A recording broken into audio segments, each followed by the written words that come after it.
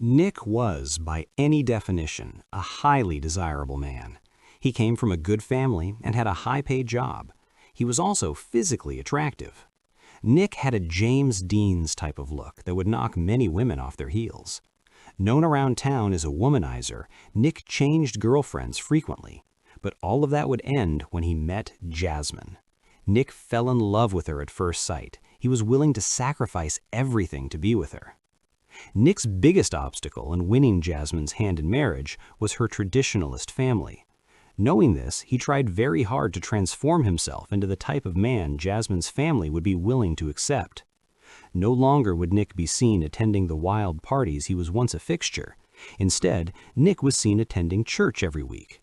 Additionally, he was always present at every special family occasion, showering Jasmine's parents with lavish gifts. During the holidays, Nick would take everyone in her family on expensive trips to various exotic destinations. He had also returned to school to complete a degree in chemical engineering in hope of scoring points with Jasmine's parents.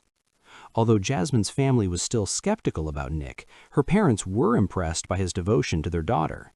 Nick and Jasmine soon got engaged, and their marriage was only weeks away. Unfortunately, the sudden return of Jasmine's ex-boyfriend would deal a severe blow to the relationship. The man was quite a formidable competitor. He was one of the top brain surgeons in the country, having graduated with distinction from Harvard. He was currently the director of one of the leading medical institutions in the United States. If that was not impressive enough, his family pedigree was even more impressive.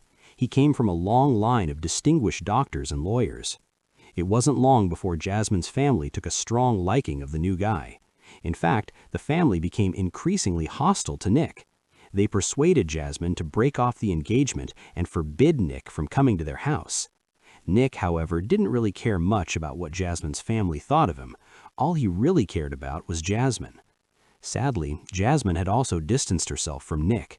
She would not answer his calls or meet him face to face. Jasmine's sudden change of heart was like a pointed spear piercing through Nick's heart. He was depressed and confused. Nick would ultimately find his solace in alcohol and gambling. He gambled, and gambled some more. There were nights when he lost over $10,000 on a single hand. Debts were piling up. When one of Nick's creditors contacted his boss at work, he was fired from his job. He would soon lose his house and car. When the news of his addiction reached Nick's family, his parents tried to contact him, hoping to help him overcome his gambling addiction. Unfortunately, he would avoid them like plague.